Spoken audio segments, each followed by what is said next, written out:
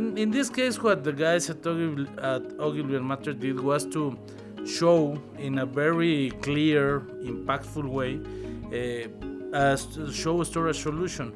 But they not just did a poster, they created experience.